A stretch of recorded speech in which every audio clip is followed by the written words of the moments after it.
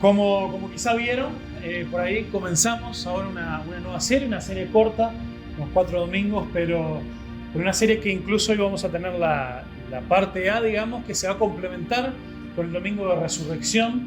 El domingo siguiente va a ser como una parte B en realidad del tema de hoy. Y mismo el tema de hoy es quizás hasta una continuación, se podría decir, del domingo hace 2 domingos atrás cuando predicó Gabriel. Que él habló del Salmo 100, pero todo enfocado bueno, si podemos confiar que Dios es bueno en medio de los momentos duros y difíciles de la vida. Y por eso esta serie que comenzamos, ¿se acuerdan que habíamos dicho que si alguno tenía preguntas, que las enviara por mensaje o que las dejara ahí anónimas en una canastita? Y hoy la primera pregunta que vamos a estar abordando es esta pregunta del sufrimiento. Estamos en un tiempo donde creo que este es un tema muy apropiado para nosotros, para la iglesia, un tema en el cual muchos aquí en la iglesia han estado pasando o siguen pasando por algunos momentos muy difíciles de prueba, momentos que nos pueden llevar a preguntarnos ¿por qué a mí?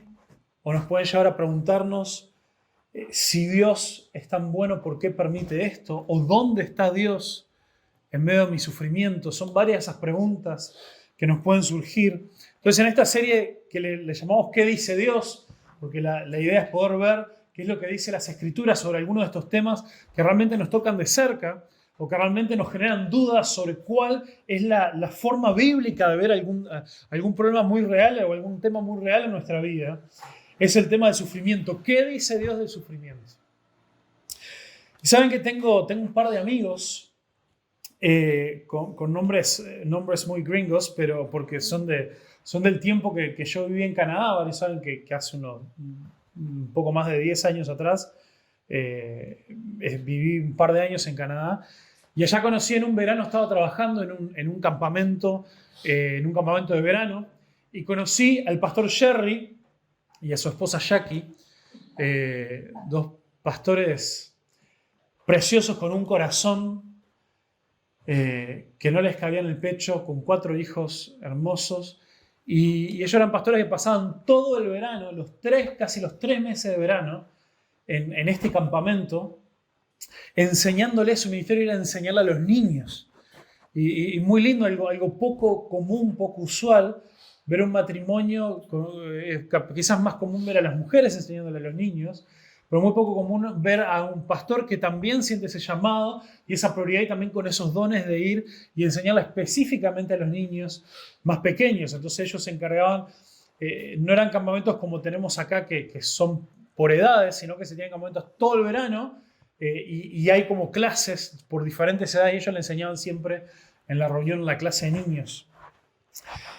Él y su esposa Jackie acaban de perder a uno de sus hijos, a su hijo Nate, con 28 años, que yo lo conocí, un adolescente de unos 16 o 17 años cuando yo lo conocí.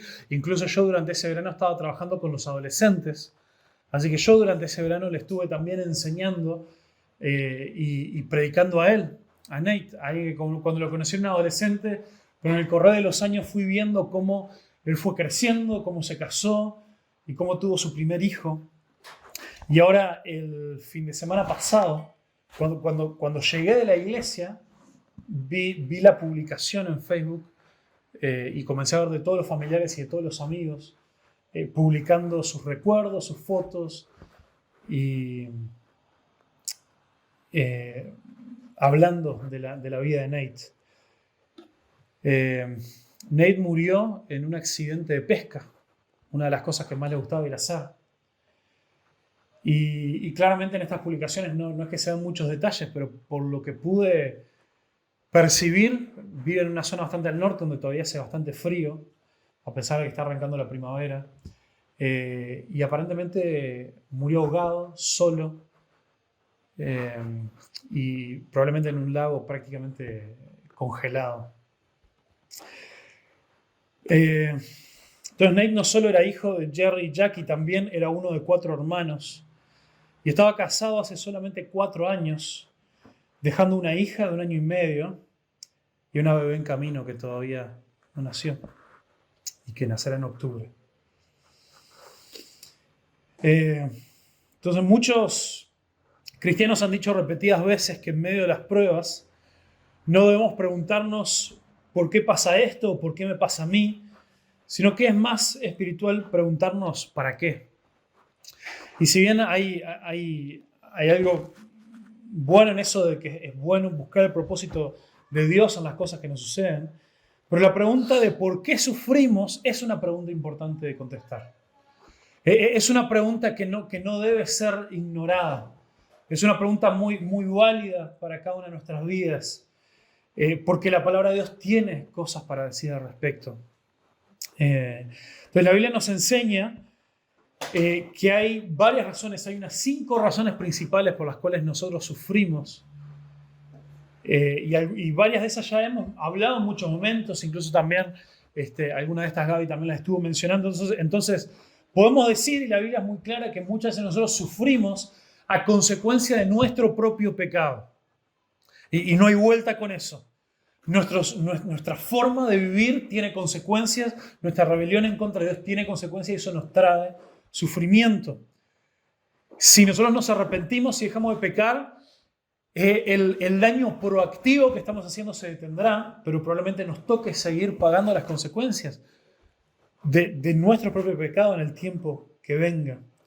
También sufrimos por el pecado de otras personas que nos rodean y que cuando ellos deciden pecar, por más que piensan que es algo que solamente les va a afectar a ellos, nos afecta directamente a nosotros, o algunos en una rebelión muy grande y sin importarles absolutamente nada, realmente tienen la intención de lastimar al momento de pecar.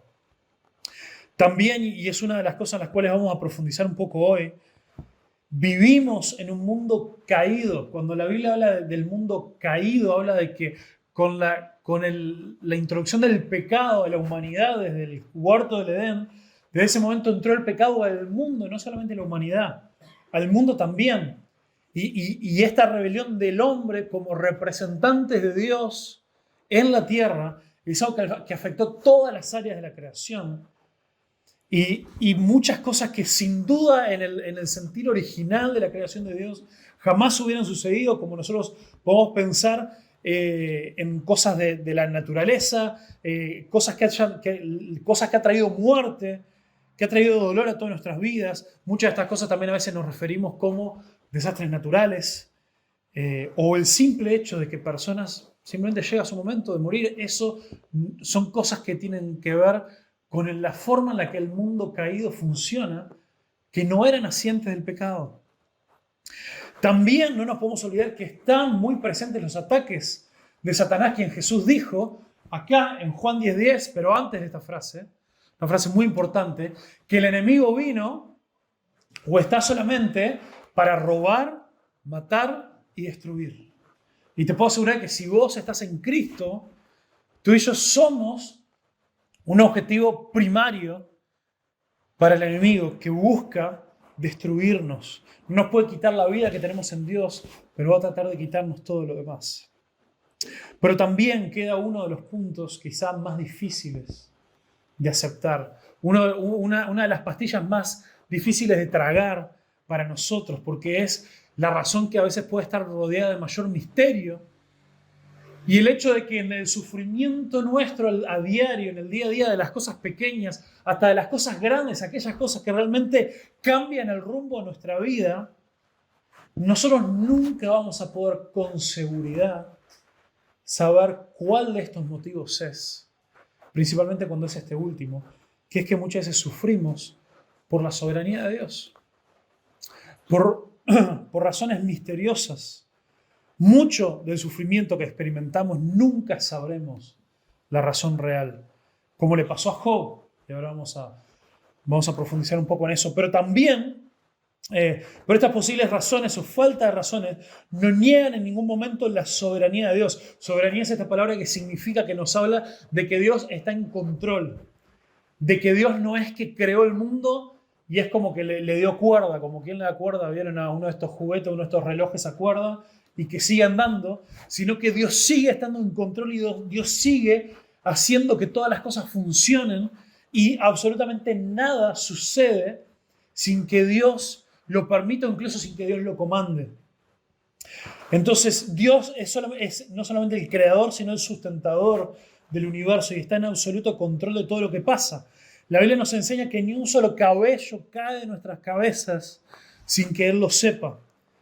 Vemos en el comienzo de la historia de Job que incluso en los ataques de Satanás, Dios es tan poderoso que tiene que dar autorización para que Satanás pueda atacar a Job. Miren qué interesante. Estamos en Job, capítulo 1, versículo 8. Job 1:8 dice: entonces el Señor le preguntó a Satanás: ¿te has fijado en mi siervo Job? Es el mejor hombre en toda la tierra y es un hombre intachable y de absoluta integridad. Tiene temor de Dios y se mantiene apartado del mal. Estamos entrando en la mitad de una conversación en la cual Satanás viene y se presenta delante de Dios y Dios le hace notar a Job, este hombre justo, que realmente venía haciendo todo bien. Y Satanás le respondió al Señor: sí, pero Job tiene una buena razón para temer a Dios.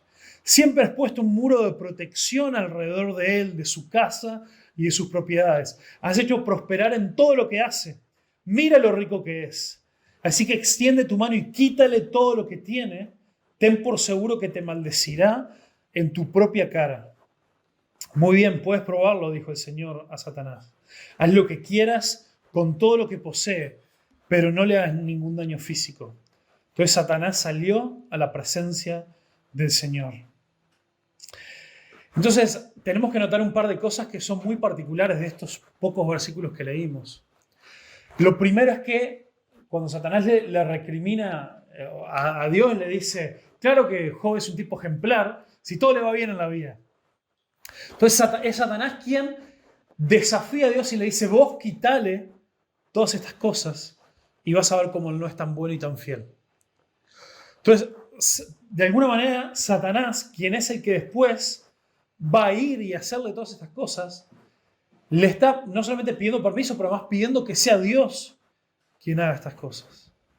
Y de nuevo, esta es una de las cosas que si vos y yo no lo hemos pensado, no lo hemos procesado, se puede volver a algo bastante difícil de asumir y de entender, pero es parte de nosotros procesar qué es lo que significa en la práctica, en el día a día e incluso en los momentos más difíciles, de que Dios es soberano y está en control de todo.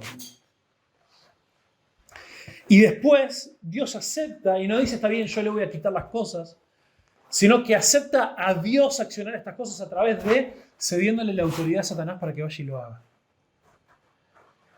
Y ahora no vamos a profundizar en esto, pero después va, lo hace, y aún así Job alaba a Dios, y entonces pues Satanás vuelve y le dice: eso es porque vos me dijiste que no le hiciera nada a él mismo, sino a sus cosas. Permitime que me meta con su vida. Y lo hace. Y excepto matarlo, le hace de todo en su físico. Entonces, contestar la pregunta del sufrimiento con Dios no tiene nada que ver con esto. Es negar la soberanía de Dios. Pensar que Dios no permitió que sucedieran algunas cosas, algunas de las cosas más terribles en tu vida, sería negar que Dios está en absoluto control de todos.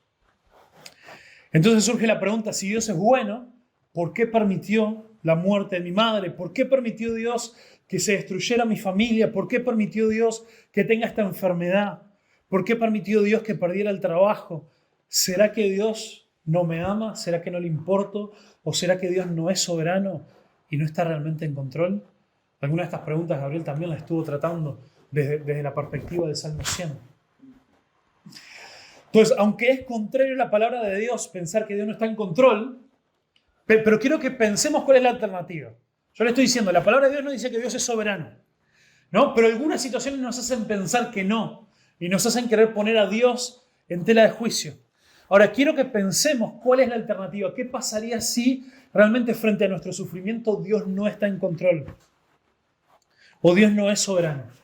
O Dios no fue el que permitió o incluso el que causó alguna de esas cosas. El principio nos puede parecer algo terrible. O nos puede parecer algo terrible que sea Dios quien está en control incluso del sufrimiento. Pero la pregunta alternativa es: ¿queremos nosotros tener un Dios con minúscula que no tiene poder para detener el mal o determinar el sufrimiento y todas las situaciones de nuestra vida? ¿Sería eso acaso un Dios? ¿Un Dios que no tiene poder? ¿Un Dios que puede ser controlado, puede ser pasado por arriba por situaciones ajenas a Él? ¿Tendría sentido elevar nuestras oraciones de ruego, nuestras oraciones desesperadas, pedidos de ayuda, a un Dios que no tiene el poder para hacer algo al respecto? Sería lo más triste, la situación más triste en la cual nos podríamos encontrar. Dios es todo bueno, pero también es todo justo, es todo poderoso y es todo soberano. Entonces vayamos a contestar algunas de estas características, algunas de estas cosas.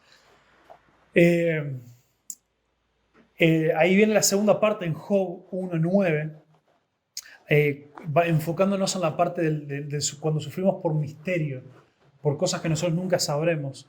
Y le voy a hacer el spoiler, Job nunca se entera porque sufre. Pero en 1:9 Satanás le responde al Señor después de ir y matarle a todos sus hijos, después de matarle todos sus bueyes, todas sus ovejas, todos sus camellos, la mayoría de sus siervos. Le dice, y Job responde cayendo de rodillas y alabando a Dios. Entonces le dice Job, se levantó y rasgó sus vestidos en señal de dolor, después se rasuró la cabeza y se postró en suelo para adorar a Dios. Y dijo, desnudo salí del vientre de mi madre y desnudo estaré cuando me vaya. El Señor me dio lo que tenía y el Señor me lo ha quitado. Alabado sea el nombre del Señor. Y a pesar de todo, Job no pecó porque no culpó a Dios. Job 2, versículo 3 dice, entonces el Señor le preguntó a Satanás, ¿te has fijado en mi siervo Job? Es el mejor hombre en toda la tierra, es un hombre intachable y de absoluta integridad. Tiene temor de Dios y se mantiene apartado del mal. Además, ha conservado su integridad a pesar de que tú me incitaste a hacerle daño. Acá nuevamente Dios está tomando responsabilidad de lo que le había pasado a Job. Y Satanás respondió al Señor, piel por piel, cualquier hombre renuncia a todo lo que tiene para salvar su vida. Así que extiende tu mano y quítale la salud. Ten por seguro que te maldecirán tu propia cara. Muy bien, haz con él lo que quieras, le dijo el Señor, pero no le quites la vida. Entonces Satanás salió de la presencia del Señor e hirió a Job con terribles llagas en la piel, desde la cabeza hasta los pies. Job, sentado entre cenizas, se rascaba con un trozo de tela. Su esposa le dijo, ¿todavía intentas conservar tu integridad? Maldice a Dios y muérete. Y todavía con esa esposa. Sin embargo, Job contestó, hablas como una mujer necia. Y atención a la respuesta de Job, ¿aceptaremos solo las cosas buenas que vienen de la mano de Dios y nunca lo malo? A pesar de todo, Job no dijo nada incorrecto. Y es tremendo cuando pensamos en esto de que Dios... Acá pasan como 37 capítulos en los cuales hay una discusión. Vienen unos amigos primero a lamentarse con Job, a acompañarlo, a hacerle el aguante, decimos nosotros, hasta que los amigos deciden empezar a abrir la boca y lo empiezan a cuestionar y pasan 36 capítulos diciéndole, vos de seguro hiciste algo para merecerte esto.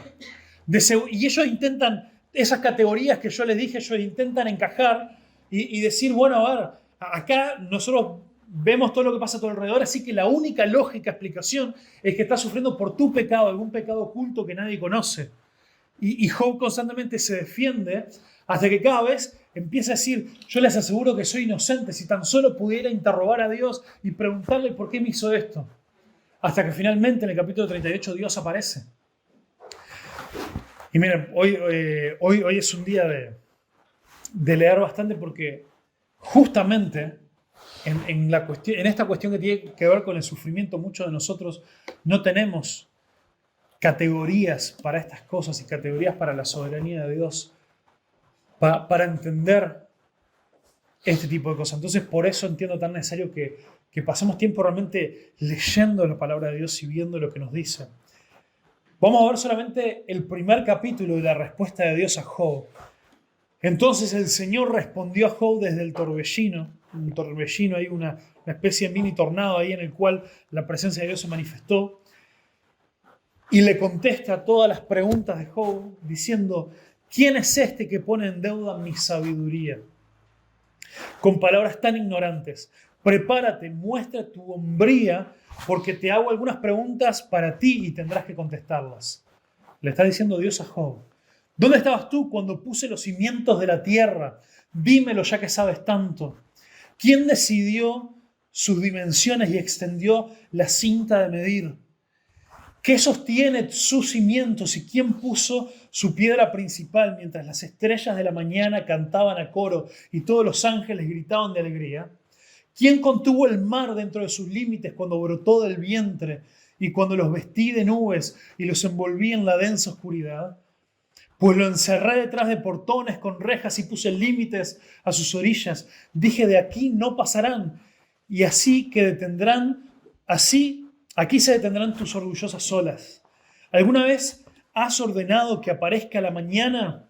¿O has causado que el amanecer se levante por el oriente? ¿Has hecho que la luz del día se extienda hasta los confines de la tierra para poner fin a la perversidad de la noche? A medida que la luz se aproxima, la tierra va tomando forma como el barro bajo un sello. Se viste brillantes de colores. La luz molesta a los malvados, detiene el brazo que se levanta para hacer violencia. Has explorado las fuentes donde nacen los mares. Has recorrido las profundidades. ¿Sabes dónde se encuentran las puertas de la muerte? ¿Has visto las puertas de la absoluta penumbra? ¿Tienes idea de la magnitud de la tierra? Dímelo si es así que lo sabes. ¿De dónde viene la luz y a dónde va la oscuridad? ¿Puedes llevar a cada una a su hogar? ¿Sabes cómo llegar allí? Pero claro que ya conoces todo eso, pues naciste antes que todo fuera creado y tienes muchísima experiencia. Para los que piensan que Dios no puede ser irónico. ¿Has visitado los depósitos de la nieve o has visto dónde se guarda el granizo? Los he reservado como armas para el tiempo de angustia, para el día de la batalla y de la guerra. ¿Dónde está el camino hacia la fuente de la luz? ¿Dónde está el hogar del viento del oriente? ¿Quién creó un canal para los torrentes de la lluvia? ¿Quién trazó el sendero del relámpago? ¿Quién hace caer la lluvia en la tierra árida, en el desierto donde nadie vive? ¿Quién envía la lluvia para saciar la tierra seca y hace que brote la hierba tierna? ¿Quién tiene padre la lluvia? ¿Quién da a luz el rocío?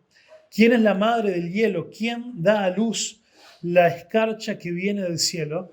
Pues el agua se convierte en hielo, duro como la roca, y la superficie del agua se congela. ¿Puedes tú guiar el movimiento de las estrellas y atar el grupo de las Pléyades o aflojar las cuerdas del Orión? ¿Puedes dirigir las constelaciones a través de las estaciones del año o guiar la osa con sus cachorros a través del cielo?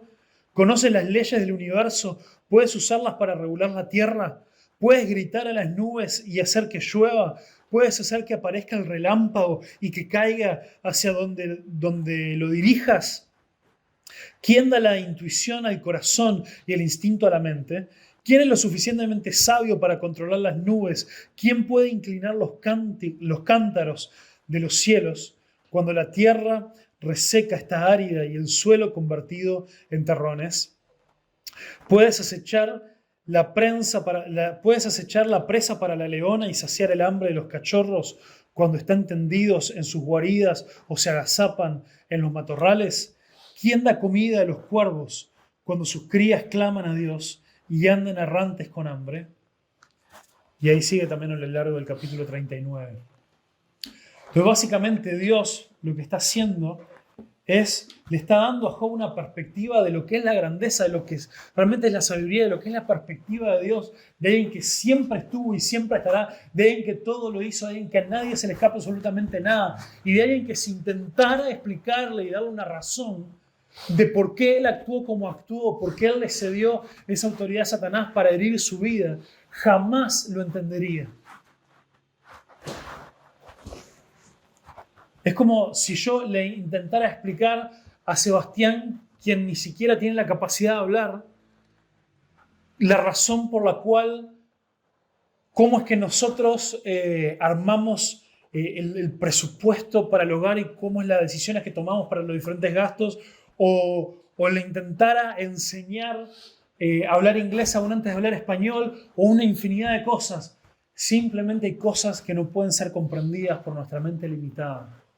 Pero lo que sí podemos hacer fue lo que Dios hizo, y es poder profundizar en un entendimiento mayor de la grandeza de nuestro Dios. Mente la cual nosotros jamás llegaremos a entender, pero sí podemos agarrar esa perspectiva y decir, mi Dios es tan grande y ha mostrado ser tan bueno, y ha mostrado ser tan justo, y ha mostrado ser tan sabio, que yo puedo descansar, que yo puedo confiar. Entonces, ¿por qué? Entonces es así. Hay una cita de un teólogo, un pastor teólogo que se llama F.B. Meyer, que dice: la paz viene a través de la sumisión a la voluntad de Dios. Así que debemos confiar en Él tanto cuando toma de nosotros que cuando nos da. Es muy similar a lo que dijo Job. ¿Recibiremos de Dios solamente lo bueno y no lo malo? Entonces acá Meyer lo que reflexiona de esto es: la paz no va a venir de las situaciones, de las circunstancias. Porque claramente conocemos un montón de gente que no le falta nada humanamente hablando, que lo tienen todo, pero sin embargo no tienen paz. ¿De dónde viene la verdadera paz? De la sumisión a Dios, de la sumisión a Dios. Entonces, ¿para qué? Ahora sí podemos hacernos la pregunta: ¿para qué sufrimos? ¿Cuál es el propósito del sufrimiento? Claramente nosotros sufrimos para buscar más de Dios. Hermanos, vos y yo sabemos que la mayoría de nosotros nunca hemos buscado más de Dios que cuando hemos estado en situaciones límites de sufrimiento en nuestra vida. También sufrimos para poder depender más de Dios. No solamente lo buscamos, sino que realmente le decimos: Señor, yo te entrego todo, yo dependo absolutamente tuyo. Yo no puedo depender ni de mi fuerza ni de mis recursos, porque no me alcanzan y no me van a llevar, no me van a atravesar en este tiempo. Solamente puedo depender de vos para subsistir y para vivir este tiempo. También sufrimos para que aumente nuestra fe. Pedro es uno de los que habla de cómo la prueba produce también la fe y produce un aumento de fe. También sufrimos para experimentar el consuelo de Dios. Segunda de Corintios, en capítulo 1, Pablo está hablando de cómo mucho del sufrimiento que ellos recibieron fue también para que ellos ahora puedan, al haber experimentado el consuelo de Dios, ahora también poder consolar a otros. Y también, justamente, sufrimos para luego poder consolar a otros. Otro teólogo, J.R. Miller, dice: muchas veces la razón por la que los hombres piadosos son llamados a sufrir es por el testimonio que podrán dar de su sinceridad, de su amor a Cristo y de la realidad de la gracia divina en sus vidas. Lo repito, muchas veces la razón por la que los hombres piadosos son llamados a sufrir es por el testimonio que podrán dar de su sinceridad, de su amor por Cristo y de la realidad de la gracia divina en sus vidas. Y también sufrimos para poner nuestra esperanza en las cosas eternas y no en lo pasajero. Y acá sí le pido que vayan en sus Biblias, la tienen las de acá o en el celular, o pueden levantarse y agarrar una, a Romanos capítulo 8. Porque acá voy a leer el pasaje más corto que lo que leímos en Job, pero después voy a ir notando algunas cosas y lo voy a decir en cada versículo están, y quiero que vayamos rápidamente ahí para ir comprobándolo. Romanos capítulo 8, a partir del versículo 18.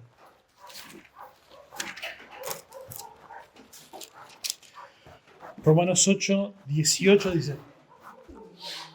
dice: sin embargo, lo que ahora sufrimos no es nada comparado con la gloria que Él nos revelará más adelante, pues toda la creación espera con anhelo el día futuro en que Dios se revelará, en que Dios revelará quiénes son verdaderamente sus hijos. Contra su propia voluntad, toda la creación quedó sujeta a la maldición de Dios. Sin embargo, con gran esperanza, la creación espera el día que será liberada de la muerte y la descomposición y se unirá a la gloria de los hijos de Dios. Pues sabemos que hasta el día de hoy toda la creación gime de angustia como si tuviera dolores de parto. Y los creyentes también gemimos, aunque tenemos al Espíritu Santo, en nosotros como una muestra anticipada de la gloria futura, porque anhelamos que nuestro cuerpo sea liberado del pecado del sufrimiento. Nosotros también deseamos con una esperanza ferviente que llegue el día que Dios nos dé todos nuestros derechos como hijos adoptivos, incluido el nuevo cuerpo que nos prometió. Recibimos esa esperanza cuando fuimos salvos. Si uno ya lo tiene algo, no necesita esperarlo. Pero si deseamos algo que todavía no tenemos, debemos esperar con paciencia y confianza. Saltando al versículo 28, dice, y sabemos que Dios hace que todas las cosas cooperen para el bien de quienes lo aman y son llamados según el propósito que Él tiene para ellos.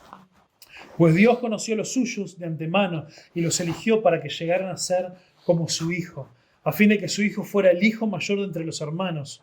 Después de haberlos elegido, Dios los llamó para que se acercaran a Él, y una vez que los llamó, los puso en una relación correcta con Él, y luego de ponerlo en una relación correcta con Él, les dio su gloria. Versículo 31. ¿Qué podemos decir acerca de cosas tan maravillosas como estas? Si Dios está a favor de nosotros, ¿quién podrá estar en nuestra contra? Si Dios no se guardó ni a su propio Hijo, sino que lo entregó por todos nosotros, el tema del domingo que viene, ¿no nos dará también todo lo demás? ¿Quién se atreve a acusarnos a nosotros, a quienes Dios ha elegido para sí? Nadie. Porque Dios mismo nos puso en una relación correcta con Él. Entonces, ¿quién nos condenará? Nadie. Porque Cristo Jesús murió por nosotros y resucitó por nosotros y está sentado en el lugar de honor a la derecha de Dios e intercede por nosotros. Tema del domingo que viene. ¿Acaso hay algo que pueda separarnos del amor de Cristo? ¿Será que ya no nos ama si tenemos problemas o aflicciones, o si somos perseguidos, o pasamos por hambre, o estamos en la miseria, o en peligro, o bajo amenaza de muerte?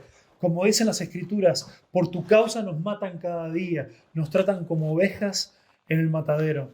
Claro que no. A pesar de todas estas cosas, nuestra victoria es absoluta por medio de Cristo, quien nos amó. Y estoy convencido de que nada podrá jamás separarnos del amor de Dios.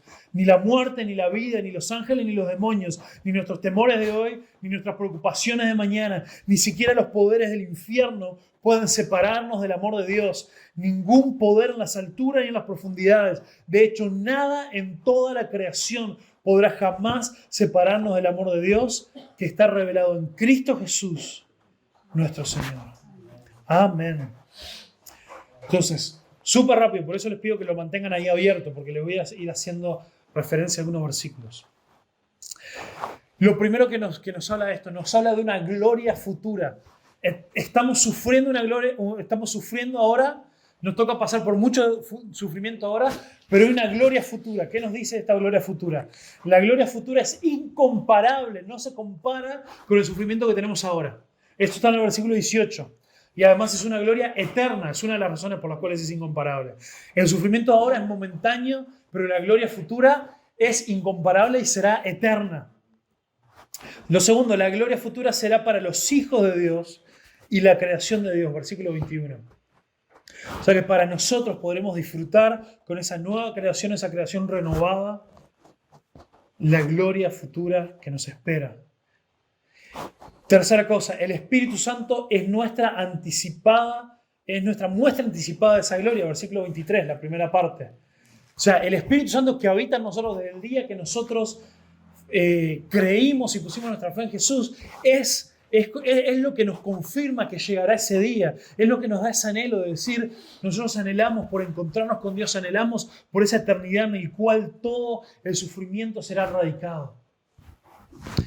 El Espíritu Santo es recibido en el momento de la salvación. Eso lo aclara el versículo 24, y si bien no tiene tanto que ver con este tema, pero es algo importante en un mundo donde tantas veces se hace referencia en muchas iglesias o en muchos lugares a que hay una experiencia especial y distinta y separada luego de la conversión en la cual el creyente recibe el Espíritu Santo. Eso es mentira y eso no es enseñado en ninguna parte de la Biblia. El Espíritu Santo viene a nosotros en el momento de la conversión cuando nos entregamos a Cristo. Siguiente cosa, parte de la gloria futura serán los nuevos cuerpos transformados que no estarán más atados al pecado, la muerte y el sufrimiento. Mucho de nuestro sufrimiento personal tiene que ver con enfermedades físicas. eso será quitado, eso será borrado. Mucho sufrimiento tiene que ver con el pecado con el cual todavía luchamos. Eso desaparecerá en esa gloria futura. Y mucho de nuestro sufrimiento también tiene que ver con la muerte, que fue introducida por el pecado, pero que será erradicada para siempre. Otra cosa de la cual nos habla Romanos 8. La creación está siendo afectada por el pecado. Les hablé esto del comienzo. Del pecado, la muerte, y eso también llegará a su fin. El versículo 20 nos dice que la creación quedó sujeta a la maldición de Dios por el pecado. Pero también nos dice que la creación anhela, y cuando habla también usa esa expresión de los dolores de parto. Muchas veces relacionamos eso también cuando a veces vemos desastres naturales o cosas, es como, son esos gemidos de la creación que sabe que las cosas no deberían suceder así. No debería haber esos terremotos, no debería haber esas calamidades, no debería haber toda esa destrucción, no debería haber tanta cosa que a veces sufre este mundo, que mucha es consecuencia del pecado. Incluso hoy en día, consecuencia también incluso del pecado de los hombres activamente. Cuando hablamos, ¿no?, de todas las cosas que el hombre le ha hecho a la creación, con toda la contaminación y todo lo que hacemos que también causa mucho sufrimiento. Tercera cosa, y una de las más importantes de este pasaje. Dios es soberano sobre el sufrimiento. En el versículo 28 nos dice que nosotros sufrimos por nuestro bien. Sufrimos por nuestro bien. Theodore Curley, otro teólogo, que dice: Dios siempre coloca bendiciones brillantes detrás de las oscuras nubes de su providencia o de su soberanía. Dios siempre coloca bendiciones brillantes detrás de las oscuras nubes y de su providencia. Ahora, si decimos que nosotros sufrimos por nuestro bien, vale la pena preguntarnos cuál es nuestro bien. ¿Cuál es ese bien? El bien, nos dice en el versículo 29, que es llegar a ser como su Hijo. El mayor bien que vos y yo podemos experimentar no es tener una vida tranquila, sino tener una vida a través de la cual vos y yo vamos siendo transformados a la imagen de nuestro Dios.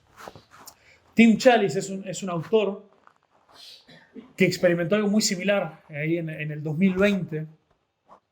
Perdió también a uno de sus hijos, un escritor que vive cerca de ahí donde estuve ahora también hace unas semanas, y él, usando la ilustración él dice que una vez fue a España, y creo que acá no hay tanta tecnología, pero capaz que lo han visto en algún video. Hay muchas ciudades en Europa que tienen un montón de árboles frutales en el medio de la ciudad, ¿no? Y bueno, esto en el campo también se usa, pero no sé si han visto esas máquinas, son como unos mini tractores que vienen y abren un abanico así como una red, y tienen un motor que agarra y lo sacude así, y uno ve, puff, así se desploma todo y queda cosechado el árbol. Entonces él dice: Dios no tiene la intención de lastimarnos cuando nos sacude, sino de que demos fruto. Pero para dar fruto muchas veces nosotros necesitamos ser sacudidos. Dios no tiene la intención de lastimarnos cuando nos sacude, sino de que demos fruto. Entonces la siguiente pregunta que nos deja este pasaje: ¿puede algún daño que no sea para nuestro bien alcanzarnos? No. Cualquier daño que nos alcance es para nuestro bien, porque Dios está a favor de nosotros. Eso que también cantamos en esa canción: si Dios es por nosotros, ¿quién contra nosotros? Muchas cosas malas nos pueden pasar, pero todas son usadas por esa soberanía y esa providencia de Dios para que nosotros la podamos usar para nuestro bien, para la formación de nuestro carácter, para parecernos cada vez más a Cristo. Entonces, ¿tenemos alguna prueba de esto? Sí. Y es el énfasis del domingo que viene, que Dios entregó a su propio Hijo a ser sometido al peor del sufrimiento, y que sobre Jesús se cometiera el peor pecado que jamás se cometió en toda la historia de la humanidad. ¿Por el bien de quién? Por nuestro bien. Por nuestro bien. Y eso lo remarca en el versículo 32.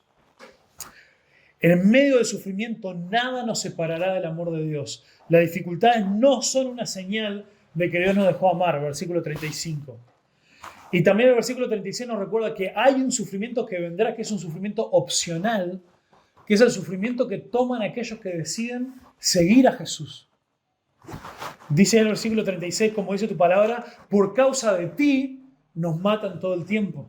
Está hablando de aquellos que son perseguidos por su fe. Cristo es quien nos da la victoria a través del sufrimiento, no quitándolo, versículo 37.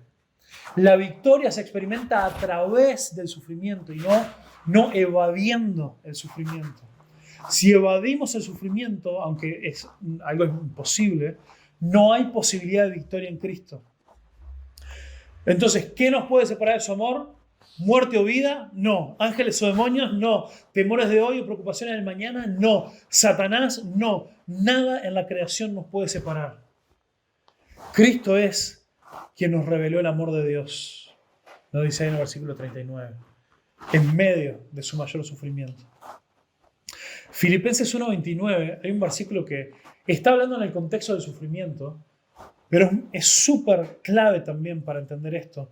Filipenses 1:29 dice, porque a ustedes les es concedido no solamente el creer, sino también el sufrir por él.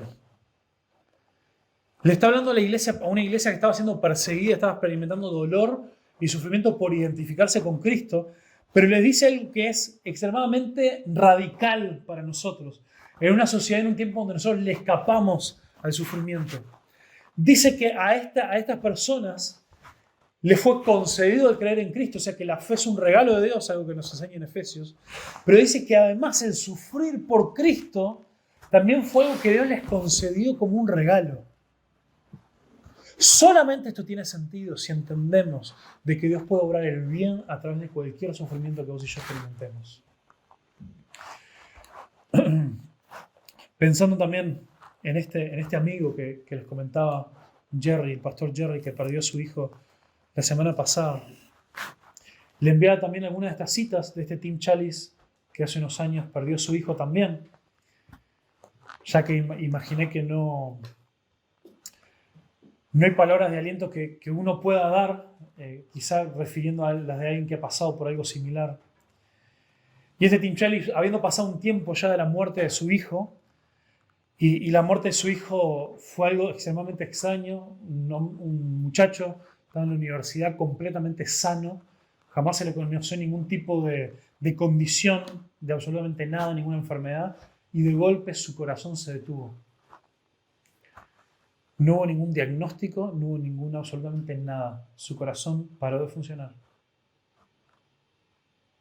Y ahí terminó su vida. Y este padre, un tiempo después, dice, hemos alzado nuestras voces a Dios en lamento, pero nunca en rebelión. Hemos alzado nuestras manos en alabanza, pero nunca con puños de ira. Nos hemos hecho preguntas, pero nunca expresado resentimiento.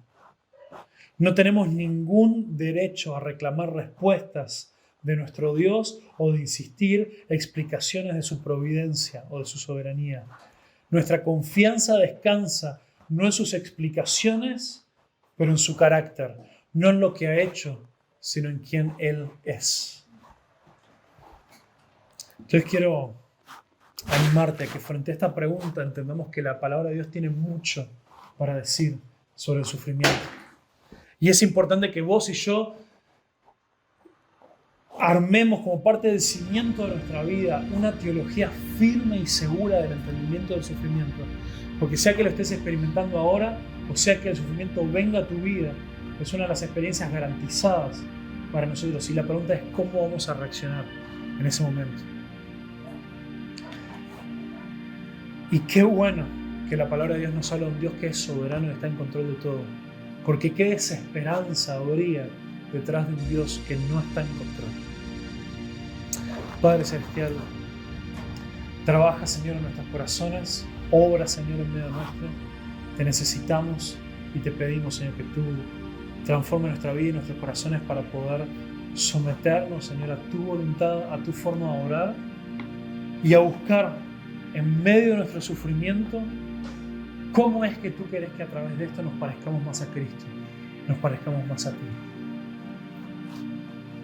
y podamos ser glorificados y podamos, Señor, ser consolados para luego poder consolar a otros. En el poderoso nombre de Jesús. Amén.